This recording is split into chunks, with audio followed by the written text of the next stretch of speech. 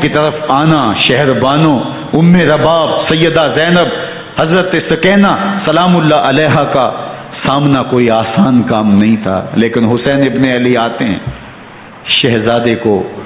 یہاں خیموں کے قریب رکھ کے کہتے ہیں کہ یہ حوض کوثر سے سیراب ہو گیا ہے۔ اللہ اکبر، کوہرام مچ جاتا ہے خیموں کے اندر، کیا منظر ہوگا اور ان کو کن الفاظ کے پیرائے میں ڈھال کر کے ان کیفیات کو بیان کیا جا سکتا ہے جو اہل بیت کے خیموں کے اندر علی اصغر کی شہادت کے بعد کا منظر رقم ہو رہا ہوگا۔ اللہ اکبر، ادھر اشکیا آوازیں دے رہے ہیں، مبارزت کے لیے پکار رہے ہیں۔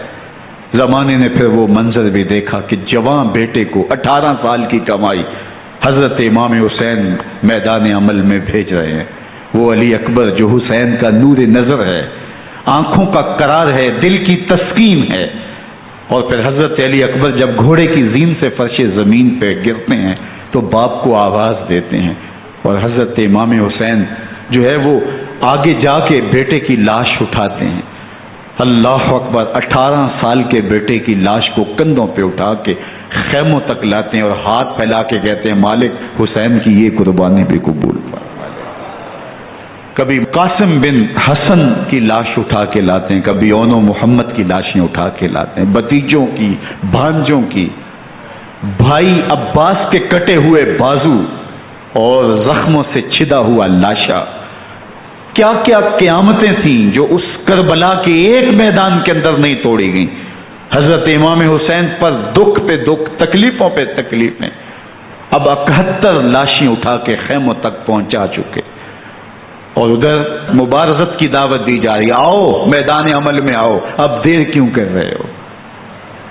رسول اللہ کا حرم، رسول اللہ کی شہزادیاں جو نازوں میں پلی تھیں، وہ کلیاں جو شبنم کا بوجھ بھی گوارا نہیں کر سکتی تھی، آج مصیبتوں کے پہاڑ ٹوٹ گئے۔ حضرت امام حسین کبھی شہربانوں کو، کبھی ام رباب کو دلاسا دیتے ہیں، کبھی حضرت زینب کو کہتے ہیں۔ حضرت زینب کربلا کے اس میدان کے اندر بڑے حوصلے کے ساتھ اپنے بھائی کے ساتھ کھڑی رہی، اپنے 2 بیٹے راہ خدا میں پیش کیے، ان کی لاشیں وصول کی، لیکن زینب جس جرأت کے ساتھ، جس پامردی کے ساتھ اس سارے منظر کو حوصلے کے ساتھ سہتی رہی، وہ یقیناً حوصلہ سیدہ زینب سلام اللہ علیہا کا ہی ہے، لیکن یہ وہ منظر تھا کہ زینب کا دل بھی ڈول گیا جب حسین ابن علی گھوڑے پہ بیٹھنے لگے اور ان کو گھوڑے میں بٹھانے والا کوئی نہیں تھا، اور جو بھی سوار جاتا پھر واپس اس کی لاش ہی آتی اور حسین ابن علی لے کے آتے۔ آج حسین ابن علی جا رہے ہیں، زندگی کا سارا سرمایہ لٹ رہا ہے، حضرت زینب سلام اللہ علیہا سنبھل نہیں رہی۔ حضرت امام رضی اللہ تعالیٰ عنہ اٹھے اور آپ نے حضرت زینب کو صبر کی تلقین کی اور کہا کہ صبر ہی بہترین ذریعہ ہے اور اللہ کی قربت کا ایک بہترین سبب ہے، اور ان کو صبر کی تلقین کرتے ہوئے فرمایا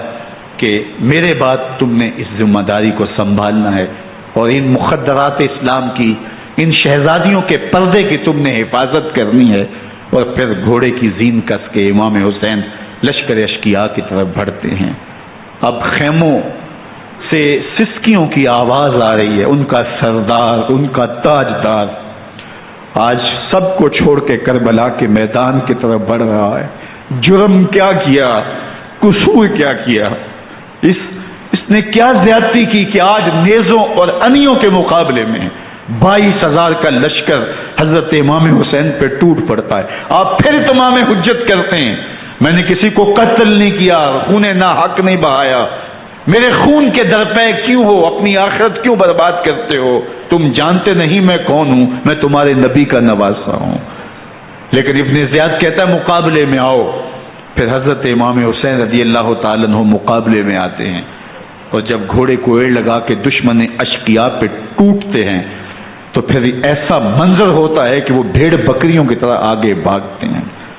71 زخم کلیجے پہ لیے شجاعت کا یہ پیکر جب میدان میں آتا ہے، آواز آتی، یہ کون ذی وقار ہے، بلا کا شاہ سوار ہے، لباس ہے پھٹا ہوا غبار سے اٹا ہوا، تمام جسم نازنی چدا ہوا کٹا ہوا، یہ نبی کا نور عین ہے، یہ بال یقین یہ حسین ابن علی رضی اللہ تعالیٰ عنہ۔ پھر چاند بادلوں میں گھر جاتا ہے، شامی ہنڈے تیر برساتے ہیں، تلواروں سے آپ کے بدن پر ضربیں لگاتے ہیں اور نیزوں سے آپ کے بدن کو پرو دیتے ہیں۔ جب آپ کا پیراہن بعد میں اتارا گیا تو آپ کے پیراہن میں 122 سوراخ تیروں کے تھے، 33 زخم تلواروں کے اور 34 گھاؤ نیزوں کے تھے۔ جب گھوڑے کی زین سے فرش زمین پر آئے، بدن چھلنی تھا، زخم زخم سے خون بہ رہا تھا، 3 دن کا پیاسا حسین، اللہ اکبر، بدن زخموں سے چور، 71 لاشیں کلیجے پہ لیے، مخدرات اسلام کے پردے کا خیال دل میں الگ ہے، لیکن گھوڑے کی زین سے جب فرش زمین پہ امام حسین آتے ہیں، زبان پہ ہائے نہیں، نالا و شیون نہیں، چیخ و پکار نہیں، آتے ہی پیشانی سجدے میں رکھتے ہیں اور پکارتے ہیں اللہم ردن بقضائک وصبرا علی بلائک تسلیما لامرک سبحان ربی الاعلی۔ مالک گھر لٹا کے، بچے لٹا کے، خاندان سب کچھ قربان کر کے، اپنے بدن کو زخموں سے چھلنی کروا کے، تیروں اور نیزوں کی انیوں سے اپنے آپ کو زخمی کروا کے، تیرے حضور سر جھکا کے یہ اقرار کرتا ہوں کہ حسین تیری تقدیر پہ راضی ہے، مالک تو بھی بتا، تو بھی حسین پہ راضی ہوا ہے کہ نہیں ہوا؟ آواز آ رہی ہے، اس پیاسے پر علی شیر خدا کو ناز ہے، اس نواسے پر محمد مصطفیٰ کو ناز ہے۔ اوروں نے بھی سجدے کیے پر اس کا عجب انداز ہے، اس نے وہ سجدہ کیا جس پر خدا کو ناز۔ حسین ابن علی رضی اللہ تعالیٰ عنہ کا سر انور دستے قاتل نے تب کاٹا جب وہ سجدے میں جھکا ہوا تھا۔ یزید نے کہا میں بیعت لوں گا، امام حسین نے کہا کبھی بھی نہیں دوں گا، یہ سر کٹ سکتا ہے جھک نہیں سکتا۔ سر کاٹ کے نیزے کی نوک پہ چڑھا دیا گیا اور یہ اس بات کا اعلان تھا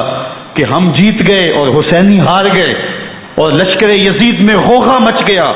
نقارے بجنے لگے کہ ہم جیت گئے، دیکھو امام حسین شہید کر دیے گئے، اور سر کاٹ کے نیزے کی نوک پہ چڑھایا گیا۔ لیکن لشکر یزید سے ہی آواز آئی یہ کیسا سر ہے جو کٹ کے بھی سر بلندی ہے، کٹ گیا ہے پھر بھی اونچا ہے، اللہ اکبر، یہ سر سجدے میں کٹا ہے، رب کے حضور عبادت کی حالت میں کٹا ہے۔ حسین آج بھی سجدے میں ہے، اللہ اکبر، حسین آج بھی سجدے میں ہے، بلکہ کٹے ہوئے سر کا رخ زمین کی جانب تھا اور کٹی گردن آسمان کی طرف، یوں نیزے پہ پرویا گیا۔ اللہ اکبر، ایک شاعر نے نقشہ کھینچا، باں کے سر نیزے پہ اور سوئے زمیں ہے روح، یعنی سجدہ ثانی کی ہے آرزو۔ رکعت کے 2 سجدے ہوتے ہیں، ابھی ایک سجدہ ہوا تھا کہ دستے قاتل نے سر کاٹ دیا، کہا حسین کی پیشانی میں دوسرے سجدے کی تمنا مچل رہی ہے۔ یہ تھا حسین ابن علی کا سجدہ، ساری زندگی رب کے حضور سجدہ قضا نہیں ہونے دیا۔ آج پانی نہیں ہے، اللہ اکبر، آج تیمم کر لیتے ہیں، آج اپنے خون کو اوڑھ کر کے حسین نے اپنی پیشانی اپنے مالک کے حضور جھکا کر کے عظیمت کی وہ انوکھی داستان رقم کر دی کہ صدیاں گزرنے کے باوجود بھی ان کی یادوں کے چراغ روشن ہیں۔ جب حضرت امام حسین اور دوسرے آیان و انصار کو شہید کر دیا گیا تو ان کے سر نیزوں کی نوک پہ چڑھا دیے گئے، حضرت امام حسین کا کٹا ہوا سر اور باقی 71 افراد کے کٹے ہوئے سر نیزوں کی نوک پہ، اور 10 سواروں کو ابن سعد نے کہا کہ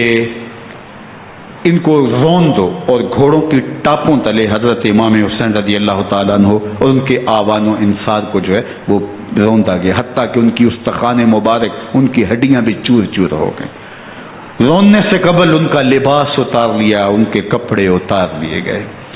اللہ اکبر، کیسی دردناک گھڑیاں تھیں۔ یزید کا صرف یہی بد کرداری کا مرحلہ نہیں تھا،